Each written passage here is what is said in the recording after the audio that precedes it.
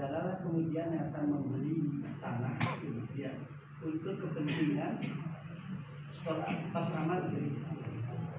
Jadi pemerintah tidak memaksa harus tanah itu diserahkan total. Tapi cara madrasah swasta untuk dia meminta dan diberikan yang berbasis cara-caranya. Jadi begini, ini kan kita yang ada Pak Kopi dari Gubernur, kemudian dari Pak Sandro, tidak mungkin lagi lepas. Kita tahu hakikat tanah-tanah yang itu ya tanah-tanah rintisan ya, tanah yang bersejarah. Bagaimana ini tidak, kalau ini ya nanti tidaklah yayasan itu bekerja sendiri kemudian tidak diambil begitu saja. Nah, ini kan kita lakukan cara untuk bagaimana proses ini kalau memang itu direlakan untuk negeri diberikan. Kemudian tahun depannya kalau itu sudah negeri, pemerintah punya tanggung jawab untuk memelihara keberlangsungan karena itu sudah negeri. Kalau dia sekolah ruang kelas RKB tidak representatif, pemerintah tidak mungkin aset itu akan dibangun begitu saja karena itu milik pribadi. Pemerintah punya tanggung jawab. Yang penting nanti harus disepakati bapak-bapak sambil menjadi yayasan mengelola peseraman tinggi siap tak kalau memang peseraman ini negeri dan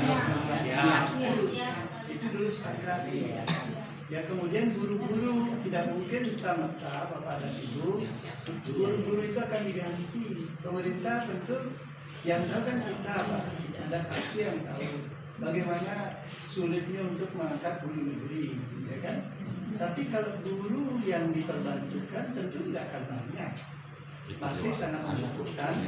Guru-guru swasta, ketika guru swasta di situ yang ditugaskan tanggung jawab pemerintah, kemudian akan tidak lagi membebani yayasan.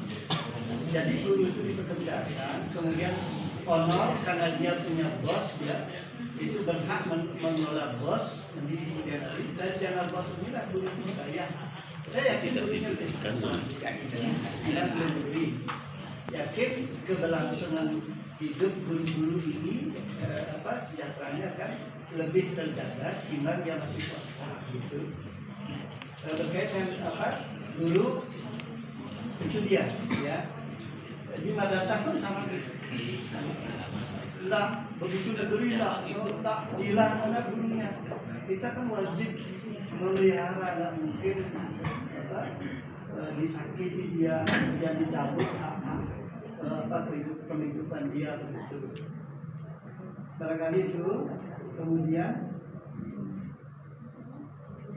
gitu ya. Mengapa lambat dalam proses perizinan dari saya kira nanti tambahkan teman-teman kita yang di Kementerian Agama punya tanggung jawab tentang itu. Dari proses dari awal dari bawah itu saya kira tidak ada masalah.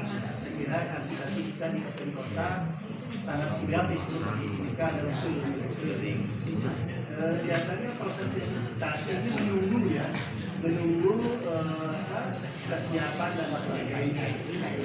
Jadi itu kita akan ini tentu kita akan menjadi tugas Kemenak ya kita untuk mendorong ya ketika pengadilan ini turun ini ditetapkan kembali bersurat untuk menanyakan. Saya terima kasih kepada peseraman swasta yang memang sedang mengajukan proses yang izin operasionalnya belum turun karena belum divisitasi. Terima kasih masukannya. Ya, kami baru tahu ini. Kami baru tahu ya. Termasuk juga mungkin Pak Kasih dan Kota juga tahu, tapi kan Kasih juga tidak berdaya untuk memberikan jalan keluar karena ini keputusan dari pusat. Kami terima kasih dan nanti cepat habis menjadi PCS ya untuk kembali bersurat ke Dirjen Bimas karena ini proses disitu.